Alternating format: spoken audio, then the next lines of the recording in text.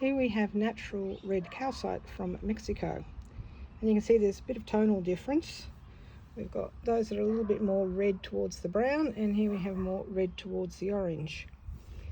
So what I love about calcite is you see the growth patterns. It's got so much phantoms in it. And if you're a metaphysical person, that means it helps you get to the bottom of things and helps you rebuild. For the geological people, it just says you can see clearly when things grew and stopped and the minerals changed.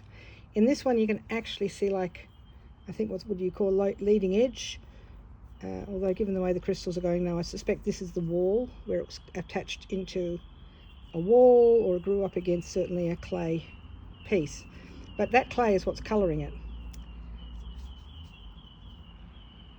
Now this does seem to be a leading edge, so you can see all the points going up in that direction, and there, that's where it's the top of it is. You can even almost see some points on the calcites. And here you can clearly see a bottom edge must have grown between two layers of this red rock. And I said, look at that history. This one too, again, must have had slightly different clay or minerals going through it, because it's a bit more orange. Again, this seems to be where it ran up a bit of a face. Here you've got some interesting red, I don't know, hematite growing in there. I'm not the world's greatest geologist, I'm not qualified, but I'm trying to learn as I go. This one, interestingly, ended up with a very natural bottom.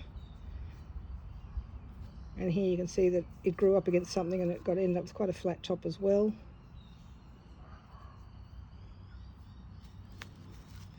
Again, we have some interesting black, in fact, you've got little druzy crystals in that one. So it grew this way. Some other crystal came in behind it and grew in there.